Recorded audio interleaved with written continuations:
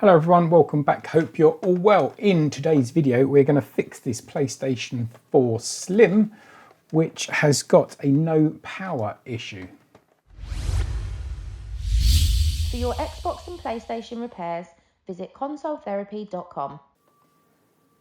So as I say, when you attach power to this PlayStation 4 Slim, it actually does nothing. Now, I think I know what it is already.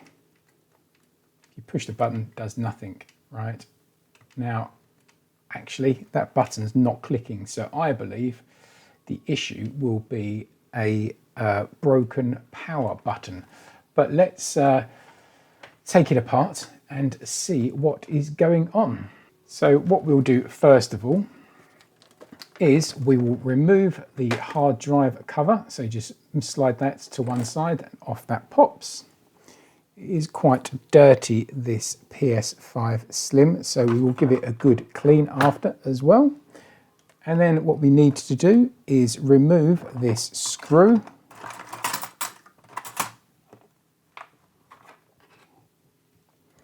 Which is holding the hard drive in. So that screw just comes out like so. And then we're going to pull the hard drive out like so. Yeah, it's a very dirty PS4 Slim. So we need to give it a good clean. There's one screw which holds the bottom cover on. So we just carefully remove that warranty label, which then allows us access to the screw which is behind the warranty label. So you need a Torx bit screwdriver to remove that. Lay the PS4 down on its front and then just lift off from the back here. So you do need to use a bit of force. Get both hands, give it a bit of a squeeze and it will pop up both sides like so. And then if you lift up the casing, give it a bit of a wiggle, off it will come, and then you pull it down towards you like so, and off that will pop. Right, let's just give it a quick blow over with the air. All right, that's a bit cleaner. There looks to be a little bit of liquid damage up here, so we can investigate that. But our problem is just down here. Now, this board just down here, it holds the little speaker, little beeper, which beeps when you eject or push the power button. And on the other side of the board actually contains two buttons. One is the eject button and one is the power button. So we are going to replace that. So we're just going to remove that label, pull out the cable from the connector there, and it's just got one Phillips screw. So we just take out that Phillips screw like so, remove that, and then the whole power button board will come off.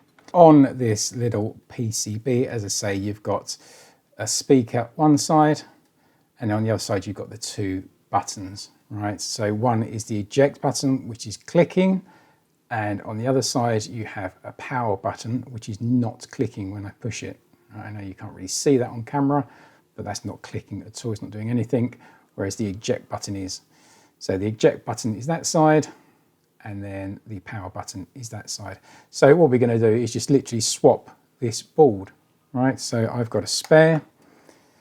So we are going to unplug the ribbon cable from the connector, come in with our spare, and then just plug the ribbon cable into our spare board, replacement board. And then what you can see on this board, that power button clicks absolutely perfectly, and so does the eject one. And then all we do is just pop this back in place with the one screw we took out earlier.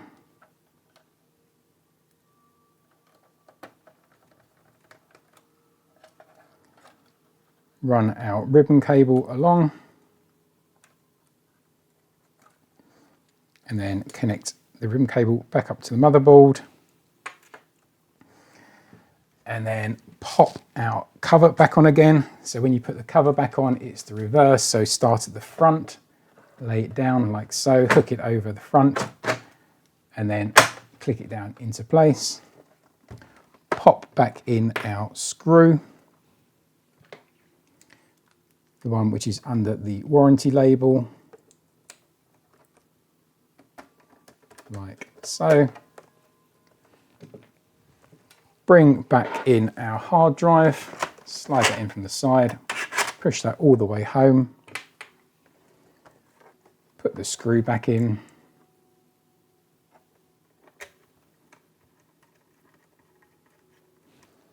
and then come back in with the cover for the hard drive,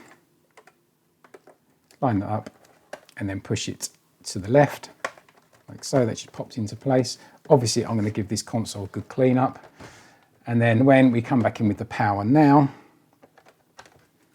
like so, and then we will push the power button and the console will start booting. There you go, starts booting. So real simple one there for you for this week's video. As I say, I do hope it was useful. It's just literally to show you how to replace the power button and the eject button on a PlayStation 4 Slim. If you did find the video useful, please consider giving us a thumbs up and subscribing to the channel. That really does help us out. Thanks very much for watching. Take care of yourselves. See you soon.